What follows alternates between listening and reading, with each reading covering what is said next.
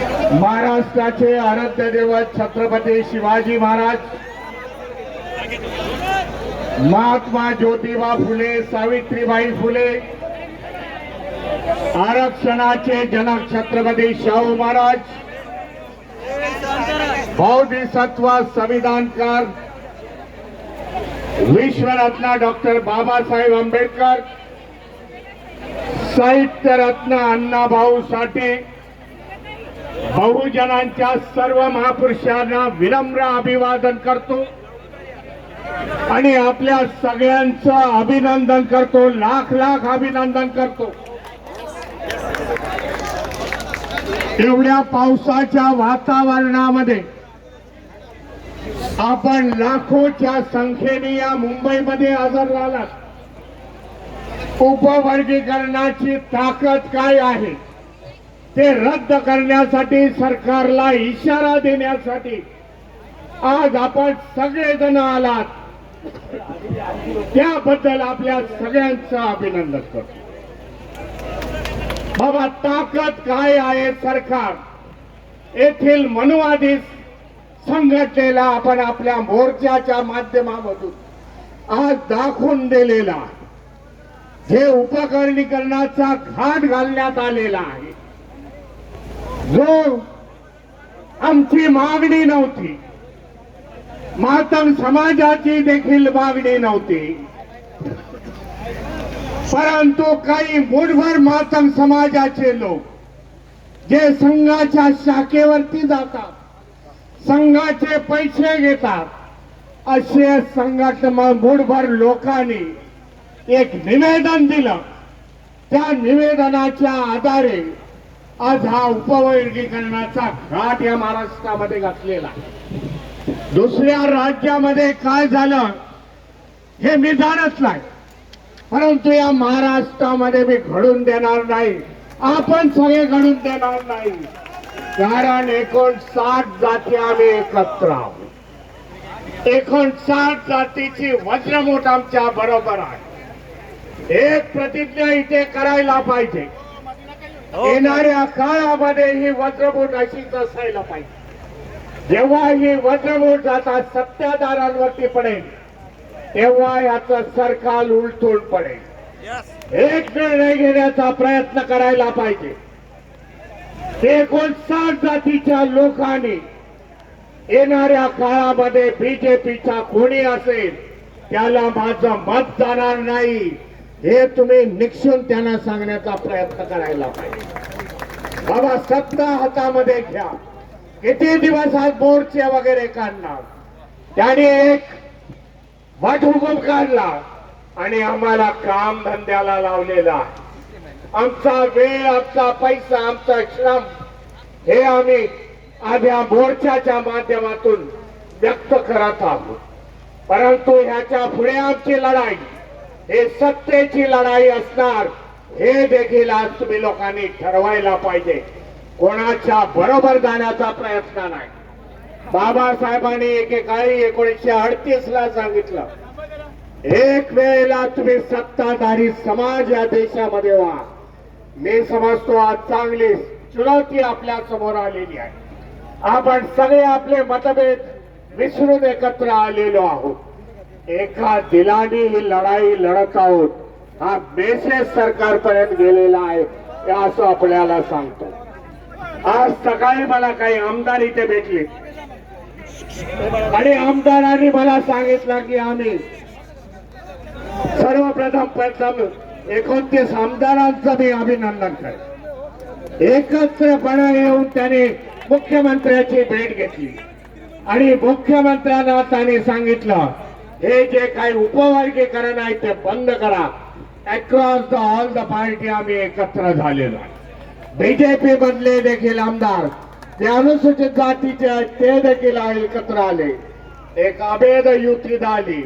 आपल्याला सांगू इच्छितो, त्या आमदारांनी मला जे सांगितलं, मुख्यमंत्री एवढे सिरियस दिसले नाही भीमरावजी। आम्ही निवेदन दिलं, निवेदनाकडे बघितलं आणि सांगितलं पुढच्या वेळेला मी काहीतरी निर्णय घेतो।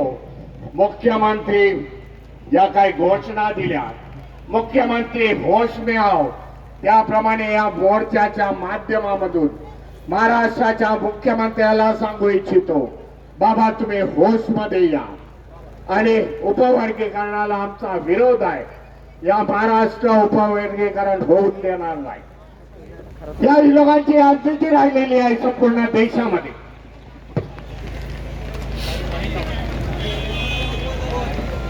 दोन 2014 मध्ये जेव्हा ते बसले सत्तेवरती, जेव्हा केंद्रामध्ये बसले, जेव्हा राज्यामध्ये बसले, तेव्हा आठवत असेल हिंदू मुस्लिमांचा वाद लावला त्यांनी. हिंदू मुस्लिमांच्या वादातून सत्ता हस्तगत केली. मायनॉरिटीजना टार्गेट केला. जे मुस्लिम आपले बांधव, आज अनेक मुस्लिमांच्या संघटनेने आज आपल्याला सपोर्ट दिलेला आणि हिंदू मुस्लिमापासून सुरुवात केली. महाराष्ट्रामध्ये एका बाजूला ओबीसी, दुसऱ्या बाजूला मराठा समाज यांच्यामध्ये वाद लावला. आज गावागावामध्ये गेला तर काय आहे, गावागावामध्ये एक दुसऱ्याला एकाच्या अँगलने बघितलं जातं, विषमतेने बघितलं जातं. एका बाजूला मराठा आहे, दुसऱ्या बाजूला ओबीसी आहे.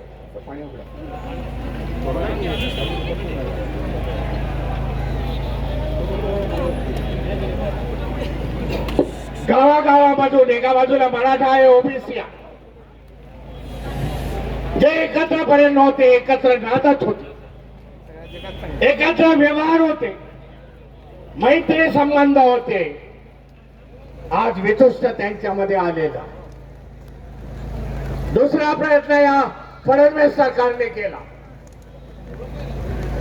एका बाजूला आदिवासी, दुसऱ्या बाजूला धनगर समाज यांच्यामध्ये त्यांनी भांडणं लावली. आज त्यांनी बघितलं 59 जाती आहे एकत्र, यांच्यामध्ये भांडणं कशी लावायची. काही मोठभर मातंगारा घेतला आणि त्यांच्यामध्ये आज 59 जातीचं वर्गीकरण करण्याचा प्रयत्न केला. याच्यामध्ये कोणाचंही भलं नाही. 59 जाती या व्यस्त नाबूत होती. अशा प्रकारचं षडयंत्र या महाराष्ट्रामध्ये चालू आहे.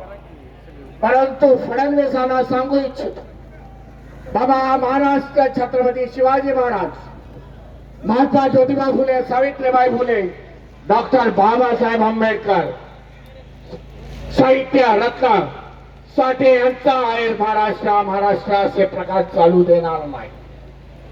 प्राणपणाने लढू आणि त्याच्यातून आपण विजय होऊ हे सांगण्याचा प्रयत्न.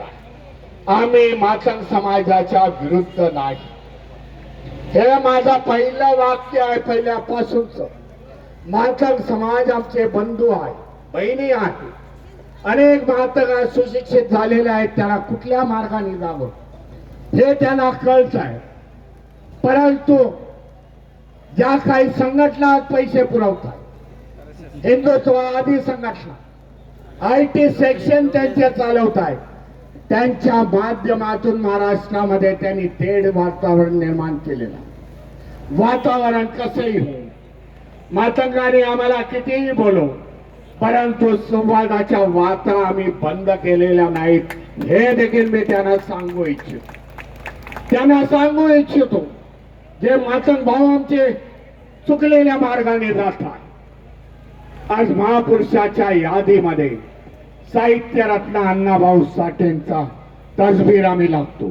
छत्रपती शिवाजी महाराज आहे, बाबासाहेब आहेत, फुले आहे, रविदासजी आहे.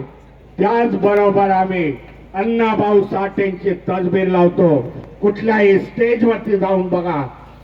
परंतु आपल्याला एक आव्हान करतो, ज्यांच्या मुळे आज आपली माथी भडकलेली आहे, ज्यांच्या विचारावरती आज चालण्याचा तुम्ही योग केलेला आहे, त्या सावरकरांबरोबर, सावरकरांच्या तसबिरी बरोबर, टिळकांच्या तसबिरी बरोबर, आगरकरांच्या तसबिरी बरोबर साहित्य रत्न अण्णाभाऊ साठेची तसबीर लावतायत काय हे मला दाखवून द्या. मग तुम्ही कोणाच्या बाजूने आहात, कोणाच्या कोणाच्या बाजूने आहात हे दिसून येईल म्हणून आपल्याला सांगतो. जे काय आज सरकार इथे उभी राहिलेली आहे या महाराष्ट्रामध्ये देखील या सरकारला मी चुनवती देतो.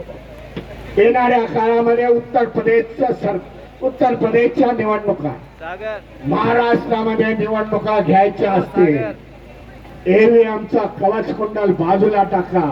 आमने सामने रस्त्यावरती या 59 जातीची वज्रमूठ किती आहे हे आपल्याला दाखवण्याचा आपल्याला सांगू इच्छितो. म्हणून आज एवढ्या मोठ्या पावसाळी वातावरणामध्ये आपण एवढ्या मोठ्या संख्येने आला.